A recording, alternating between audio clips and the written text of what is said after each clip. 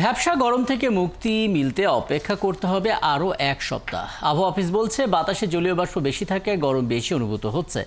আবহাওয়াবিদ doctor Omar Faruk বলেছেন 17 জুনের পর দেশের বিভিন্ন স্থানে বৃষ্টি হতে পারে। কয়েকদিন ধরে উত্তরাঞ্চল সহ সারা দেশে চলছে মৃদু তাপপ্রবাহ। বাকিটা জানাচ্ছেন শারমিনীরা।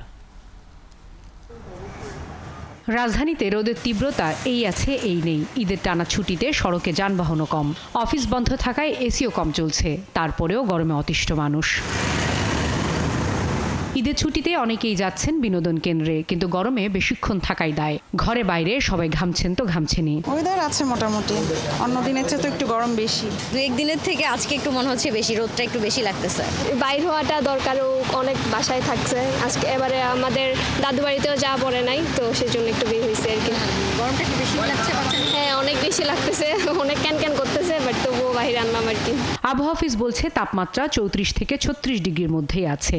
তবে উত্তরাঞ্চল সহ দেশের বিভিন্ন স্থানে মৃদু তাপপ্রবাহ চলছে। বাতাসে জলীয় বাষ্প বেশি, তাই গরমটা যেন গায়ে সইছে না। 34 ডিগ্রি যদি দিনের তাপমাত্রা সর্বোচ্চ 34 ছিল, সেই 34 ডিগ্রি কিন্তু মানুষের অনুভূতির পরিমাণটা সেটা 36কে ছাড়াই যায়। তবে স্বস্তির খবর হচ্ছে দেশের দক্ষিণাঞ্চলে বুধবার থেকে আর 17 তারিখের পর সারা দেশেই বৃষ্টিপাত হতে পারে। ফলে গরম থেকে মিলতে পারে খানিকটা প্রশান্তিও। আগামীকালকে বৃষ্টিপাত কিছুটা বৃদ্ধি পাওয়ার সম্ভাবনা রয়েছে, যার ফলে তাপমাত্রা কিছুটা কমে যাওয়ার সম্ভাবনা রয়েছে। তবে যে মানুষের যে অস্বস্তির ভাবটা সেটা পুরোপুরি কেটে যেতে হয়তো আরও 15 তারিখ পর্যন্ত লাগতে পারে। অর্থাৎ 16 বা 17 তারিখ থেকে বৃষ্টিপাতের পরিমাণ আরও বেড়ে যাওয়ার সম্ভাবনা রয়েছে। তখন মানুষের স্বস্তির ফিরে আসার সম্ভাবনা রয়েছে।